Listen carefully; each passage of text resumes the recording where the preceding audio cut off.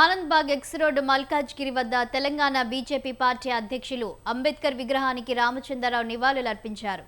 మానవ గౌరవం, సామాజిక న్యాయం, ప్రజాస్వామ్య విలువలను బలపరిచిన వారు చూపిన దారిలోనే దేశం ముందుకు సాగుతుందని చెప్పారు.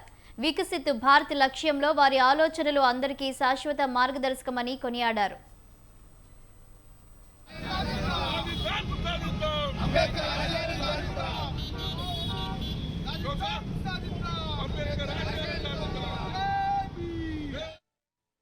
అంబేద్కర్ గారి యొక్క జీవన చరిత్ర మన ఒక భావి తరానికి కూడా తెలవాలనేటువంటి అవసరం కూడా ఉంది. వారు ఒక రాజ్యాంగ రచయితనే కాకుండా ఒక న్యాయవాదిగా, ఒక రాజకీయ నాయకుడిగా, ఒక ప్రొఫెసర్గా విదేశాల్లో ఆ రోజుల్లో చదువుకొని ఈ దేశానికి ఒక దిశా నిర్దేశం ఇచ్చినటువంటి ఒక వ్యక్తి.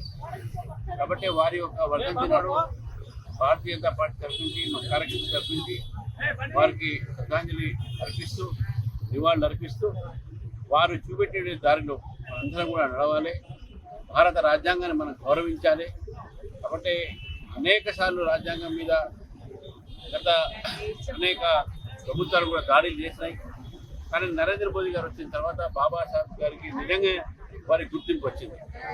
పంచ తీర్థ అనేటటువంటి ఒక పేరుతో వారు పుట్టిన దగ్గర నుంచి ఆఖరి శ్వాసం విడిచిన ఆ స్థానాలన్నీ కూడా ప్రభుత్వమే దాన్ని డెవలప్ చేసి అది తీర్థస్థానాల కింద రచించినటువంటి విషయాన్ని మనం గుర్తుపెట్టుకోవాలి.